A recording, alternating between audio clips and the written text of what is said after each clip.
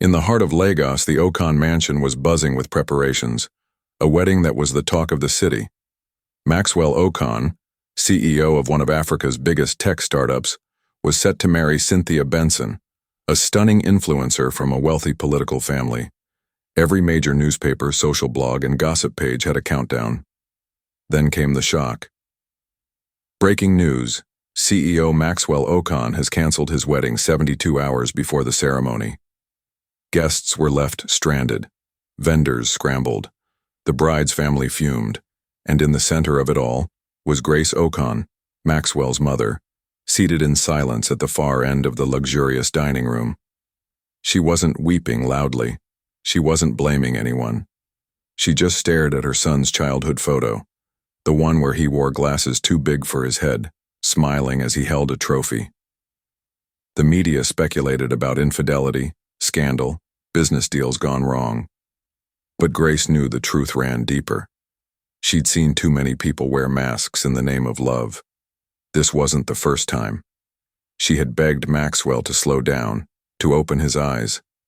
But love, especially the kind that shines in public, is often blind. What no one knew was that Grace was already planning her next move, one that would pull her away from the comfort of her mansion, into the heart of the unknown. Because behind the scenes, something darker was lurking. Grace had always trusted her instincts. Her late husband, Chief Okon, had taught her that silence sees what noise misses. Ever since Maxwell introduced Cynthia, Grace had noticed the subtle cues. The way Cynthia flinched when Maxwell's driver opened the door too slowly. How she rolled her eyes when Maxwell helped a gatekeeper carry a bag. Most people missed it. But not Grace. She'd grown up in Ajagunle before marrying into wealth. She knew the difference between performance and character, and what she saw in Cynthia wasn't love. It was possession. The canceled wedding didn't surprise her. It broke her heart, but it didn't shock her. What worried her more was that Maxwell, her only child, was now doubting love altogether. That night, Grace sat alone on the balcony. The wind was gentle, but her thoughts were heavy. If I don't act now, she whispered to herself, he may never trust again, or worse, marry another lie. That's when the plan was born. A radical plan. One only a mother who had nothing to lose would dare try. She would leave behind the luxury, disguise herself as a beggar, and go to the kind of community where titles meant nothing. Only the truth in a person's eyes mattered. And that is where her story truly began. Before the sun rose, Grace called a discreet stylist she once used for undercover philanthropy work. She gave one instruction: make me look invisible. By midday, she stood in front of her mirror, unrecognizable. Her rich wine-colored geal was replaced with a faded wrapper. Her designer shoes traded for torn slippers. She carried an old polythene bag, her face aged by powder and creases. A fake limp completed the illusion.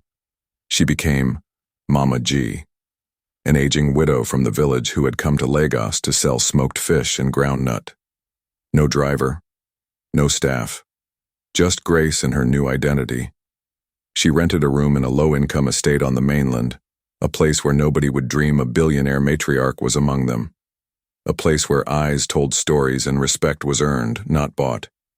From her corner of the compound, she watched people closely. She listened to their arguments, watched how they treated the janitor, how they spoke to strangers. And then, she saw her. A young woman in her early 20s carrying a box of books and a broken shoe. She paused to help a blind man cross the street. No cameras, no audience. Grace squinted. Could this be the kind of heart she was looking for? Her name was Mira, a school teacher in a nearby public primary school. She lived in one of the cramped single rooms next to Mama G's. The wall that separated their rooms was so thin that Grace often heard Mira humming gospel tunes in the early hours of the morning, long before the sun broke through the tin rooftops. Mira lived simply. No makeup, no flashy phone. She wore the same faded Ankara skirt 3 times a week and walked long distances to get to her school. often skipping meals just to afford chalk and storybooks for her pupils. What caught Grace's attention wasn't just her simplicity, it was her kindness. That afternoon, Mira had returned home with a bruised ankle, still carrying groceries she had bought for the widow next door. Grace, still undercover as Mama G, decided to make her first move. She dragged a sack of soaked Gary down the steps and accidentally tripped in front of Mira. Mira rushed to her aid. "Auntie, are you okay?" Mira asked, concern etched across her sweat-lined face. Grace moaned, pretending pain. Without hesitation, Mira dropped her books and helped her up, even cleaning the dirt from her wrapper. Grace studied her, not with suspicion but curiosity. She had found a flame in a dark place, but the fire needed testing. She could not trust kindness shown on a good day.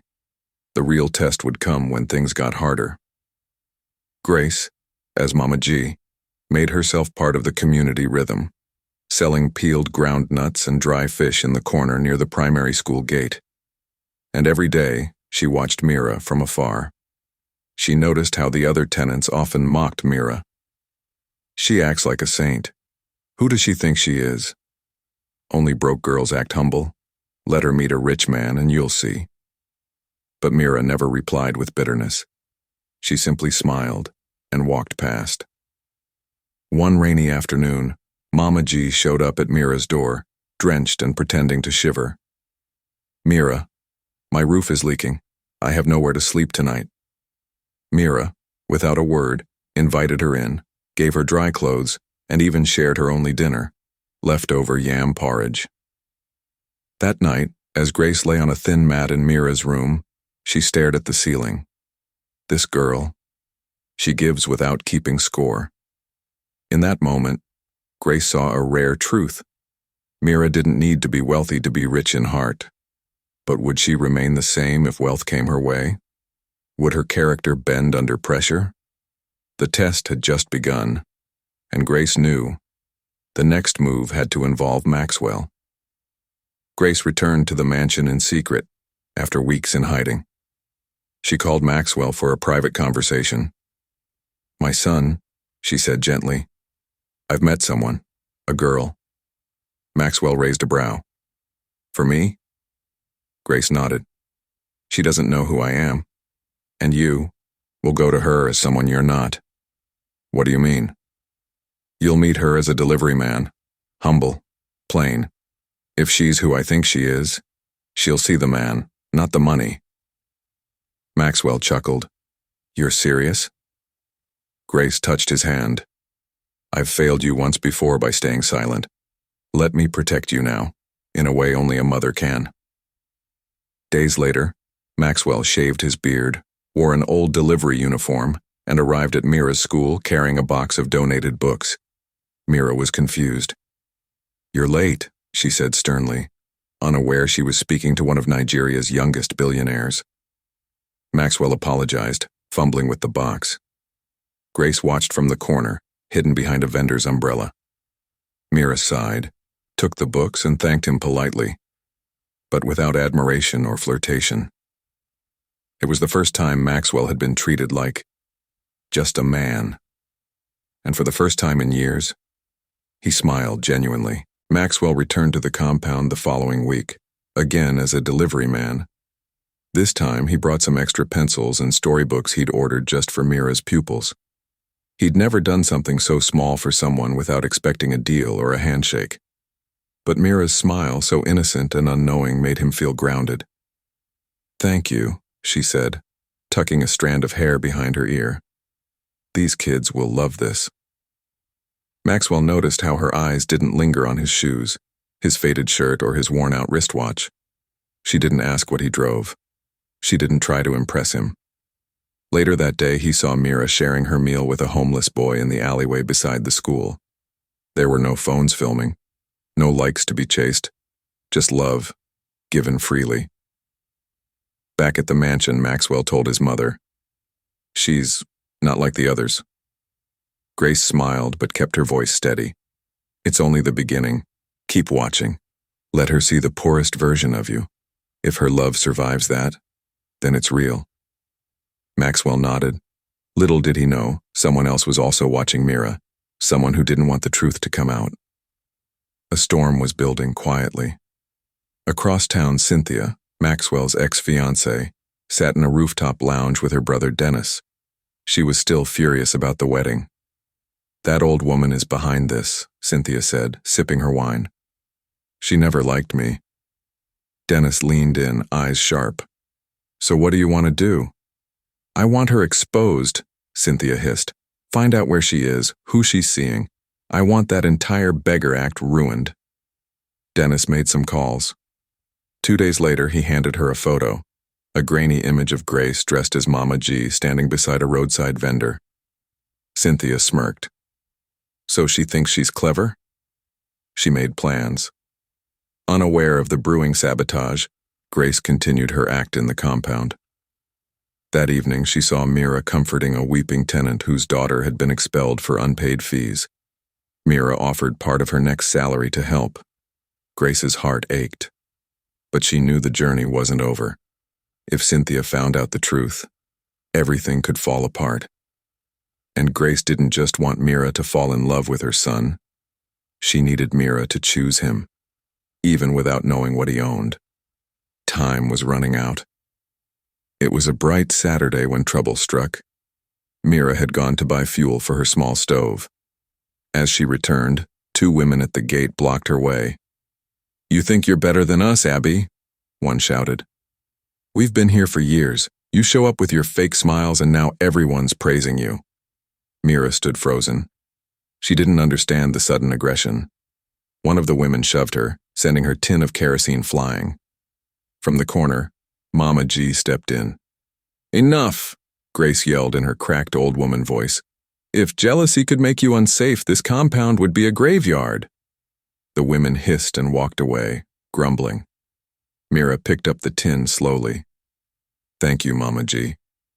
"You don't have to explain yourself," Grace said.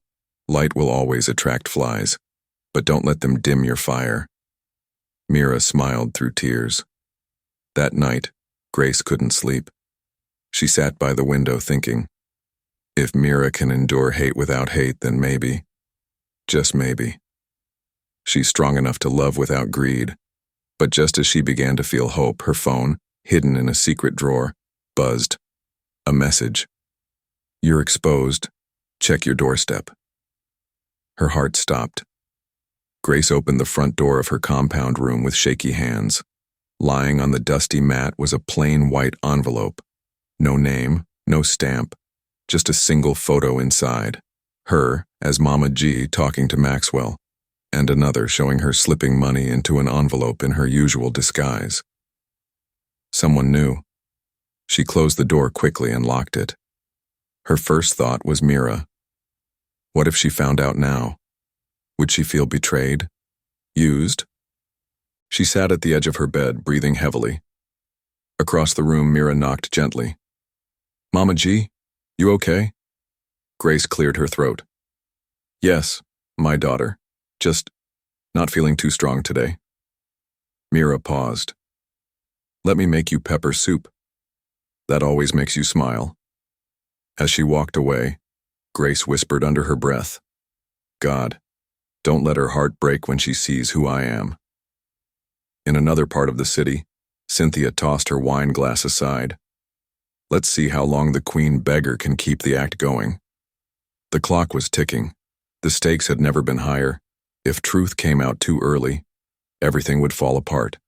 And this time, no disguise would protect Grace from the fallout. The aroma of Mira's freshly made pepper soup filled the small room. Grace, still shaken from the mysterious envelope, sat on the wooden stool and watched Mira move about the tiny kitchen space. "You always cook like someone who owns a restaurant," Grace said, forcing a smile. Mira chuckled. "Maybe one day, Mama G. For now, I just want to make sure you're strong. I hate seeing you sad." Grace looked at her, truly looked, at her stained blouse, her frayed edges, her bright spirit untouched by hardship. "Mira," she said softly, "if someone you trusted lied to you about who they were but their heart was still pure, would you forgive them?" Mira paused, ladling the soup. I guess it depends. Why did they lie? To protect me or deceive me? Grace swallowed hard. What if they were afraid of losing your trust? Mira smiled sadly. Then they already did. Grace turned her face to the window. Her disguise had given her a front-row seat to Mira's goodness, but also her pain. If she didn't come clean at the right time, she risked turning that pain into betrayal. Meanwhile, another knock landed on her door. It was Maxwell, still undercover. But this time, something had changed. His eyes were red. "Mama G," he whispered. "I think I'm falling for her." Maxwell had never felt this kind of peace before. Every time he spoke to Mira, he wasn't a CEO. He wasn't Africa's tech genius. He was just a man, awkward, nervous, hopeful. They now met outside school hours. He helped her organize her lesson notes, fixed broken desks, and even walked her home. Mira never asked about his life beyond the compound. She never cared about his shoes, his phone, or where he slept. Her questions were deep, about purpose, passion, family. One evening, as they sat near the mango tree by the school, Maxwell asked, "Why don't you ever ask me about my background?" Mira smiled, hugging her knees. "Because I'm not trying to date your background. I care about the person in front of me." Maxwell felt his throat tighten. No woman had ever said that to him. Every past relationship had been about lifestyle.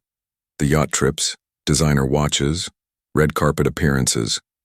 But Mira, she loved silence more than noise, meaning over material. That night, he returned to Grace. "I want to tell her the truth," he said. "I want her to know who I really am." Grace shook her head. "Not yet. Let her heart be tested by fire first. Let her choose you, not your name." Cynthia had waited long enough. When her subtle threats didn't work, she decided to act boldly.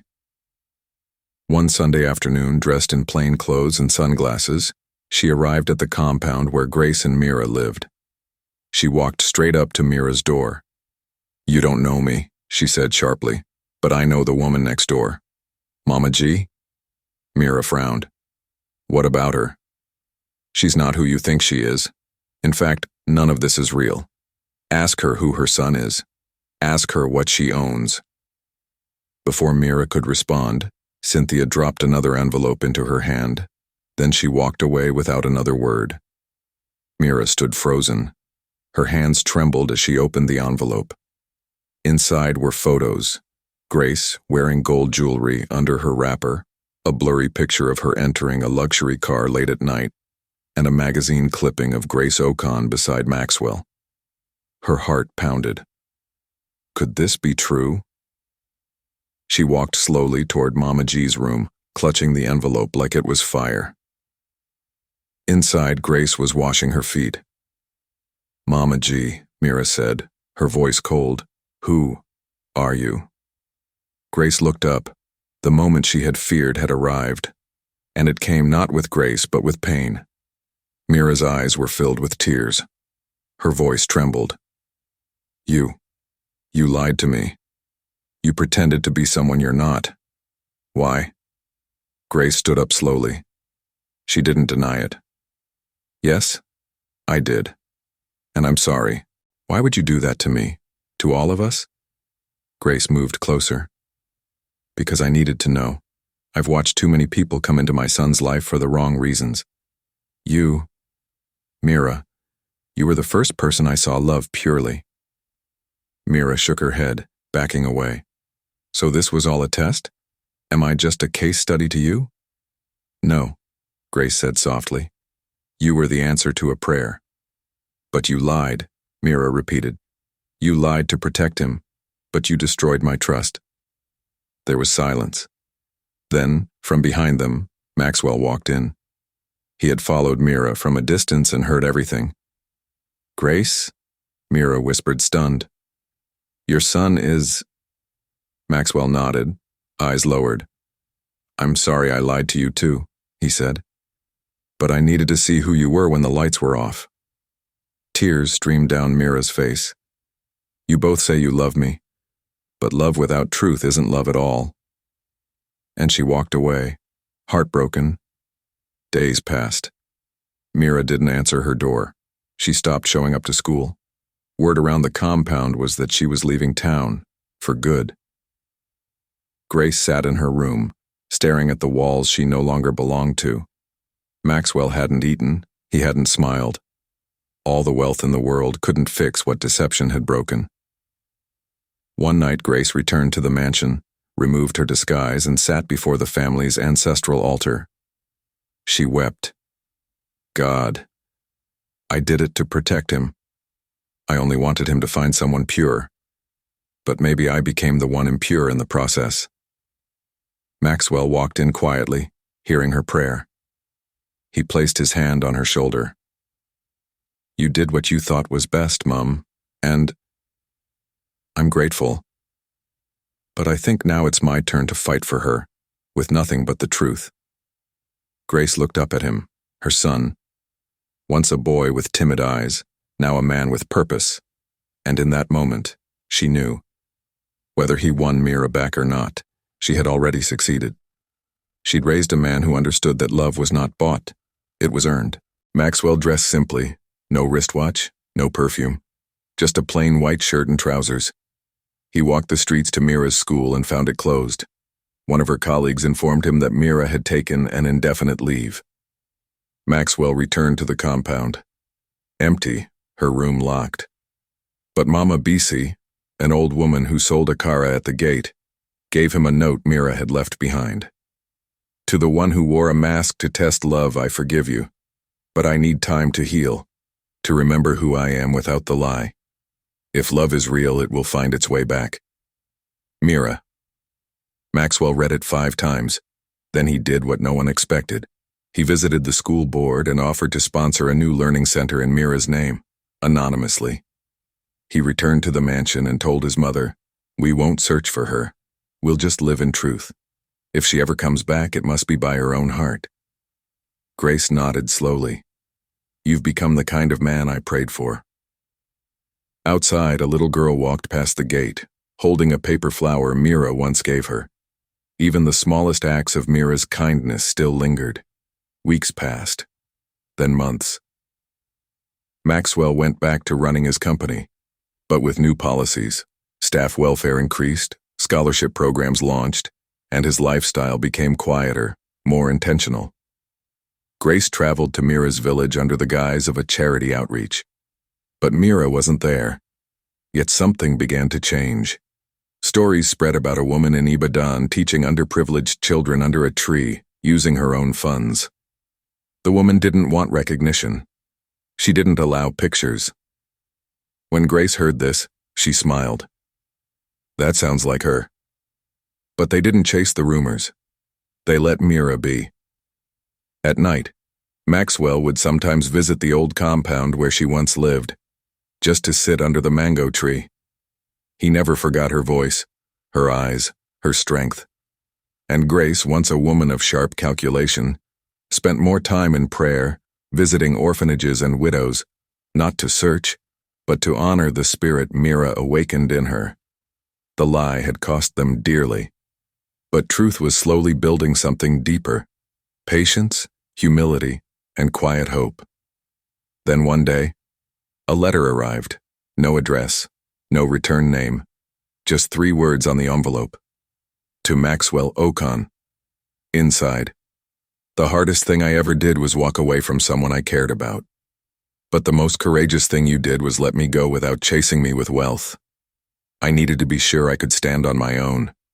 Now I want to know, if we meet again, no disguises, no shadows, will you still love me? Maxwell didn't waste time. With Grace's blessing, he flew to Ibadan, unannounced. He found the school under the mango tree, a line of barefoot children repeating rhymes in unison. At the edge stood Mira, chalk in hand. Their eyes met. No words, no cameras, just stillness. And in that moment, everything they had been through came flooding back. A month later, in a small but beautiful ceremony, Maxwell stood beside Mira. No tuxedo, no paparazzi. She wore a simple blue dress. He wore white native attire. Guests were only children from her school, some elderly women, and a few staff from Maxwell's company. Grace stood by, proudly watching. During his vows, Maxwell said, "I loved you when you thought I had nothing, and I love you now that you know I have everything. But what matters most is that you stayed kind through it all." Mira smiled, placing her hand over his heart. "And I choose you, not because of your name, but because when you lost everything, you still respected everyone." Cheers rose. Grace wept. The wedding wasn't lavish, but it was full of truth. And that truth, not money, was their wealth.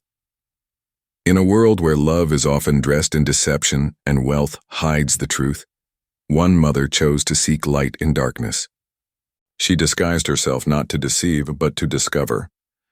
And in doing so, she reminded us all that the richest people are not those who have the most, but those who give the most, even when they have the least. Mira's story is a call to character. Maxwell's journey is a lesson in humility, and Grace's mission proves that even in a modern world, traditional wisdom still matters. If someone ever tests your love, pass with your heart, not your wallet. For true love, in its purest form, sees beyond disguise and straight into the soul. Dear viewers, we will love to hear your thoughts from this dramatic tale. Another emotional and powerful story is coming your way in a few days.